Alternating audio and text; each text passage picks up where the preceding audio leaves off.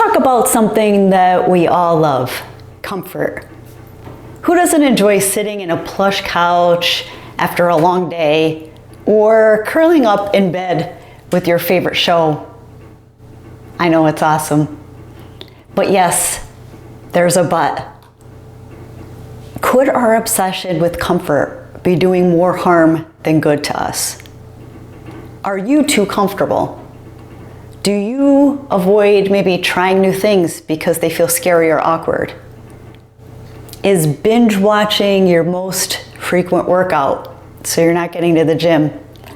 And when was the last time that you did something that truly challenged you, whether in your mind or your body? If you're nodding to most of these, it might be time to shake things up a bit. I hate to be the bearer of bad news because the statistics are a bit shocking. Comfort culture is a double-edged sword, right? We live in a world that prizes convenience, no matter what, I think these days. Whether it's one-click shopping, drive-through everything, or even remote work that lets you work in your pajamas till noon. Comfort is king. But here's the kicker. Too much comfort can sabotage your health, your productivity, and even your happiness. So did you know that when it comes to physical health, sitting for more than 8 hours a day, which is many of us, hello, the cozy desk chairs, right? It increases the risk of heart disease by 20% and diabetes by 25%. Even regular exercise can't fully undo the damage. So that's pretty scary. And that came from the Journal of American College of Cardiology. And when it comes to mental health, well, maybe binging on your favorite show, it might feel relaxing. Spending over 4 hours a day in passive screen time, it could lead to higher rates of anxiety and depression. And that came from the American Psychological Association. When it comes to resilience, studies show that intentionality, can't get that out, intentionally seeking out discomfort, like a cold shower or a challenging workout, it can increase your mental toughness and ability to handle stress. So we need to find ways to really rewrite the comfort script in our brains.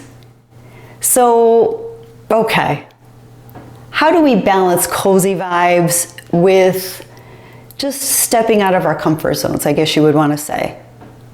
So, here's some tips that might help. Tiny discomforts equal big wins. Like anything else, start small. Try walking instead of driving for short trips, or maybe swap your cozy slippers for those sneakers and take a brisk walk around the block. My friend Sarah went from being in her comfort zone, addicted to watching TV and being on her phone, to running her first marathon after, making that uncomfortable thing a 15-minute jog. And now she's gone from a 15-minute jog to running marathons. So how about that? But you might even want to try, if you have meetings that you don't need to be directly on your screen or sharing information, do a meeting walk. Take your phone for a walk and do your meeting on a little adventure just to get that blood moving. Another area is unplugging intentionally. So I've talked about this on some videos as well, of just getting the technology away. So setting aside maybe one evening a week to ditch screens. So instead, maybe play a board game with your kids, or read a book, or pick up that hobby that you've just been too busy and you have been putting off. If you are struggling when it comes to this comfort topic, you may want to check out maybe some of these books on your night that you take off from your screens, like The Comfort Crisis by Michael Easter, or Grit by Angela Duckworth. You might want to try also maybe the 2-minute rule. So you hate the cold, start with 2 minutes in a cold shower. That's really a long time for me even. I don't do well with the cold, I have to admit. But feel awkward even if it's a struggle. Even if you can do it for 2 minutes, it really sets the stage for your resilience and your tolerance one step at a time. So start with something small, maybe 2 minutes, and just build towards your goal. And there's some science behind discomfort equaling growth. And here's the good news. A little discomfort doesn't just make you healthier. It rewires your brain for success. So studies on neuroplasticity, they show that challenging yourself physically and mentally, it creates new neural pathways, and it boosts your creativity and your problem-solving skills. So who would have thought? So what's your action plan? Comfort is great, but too much of it can turn into a slow poison.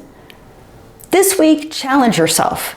Challenge yourself to embrace one moment of discomfort each day, whether it's a cold shower, a cold plunge, just getting out and doing some walking or some running.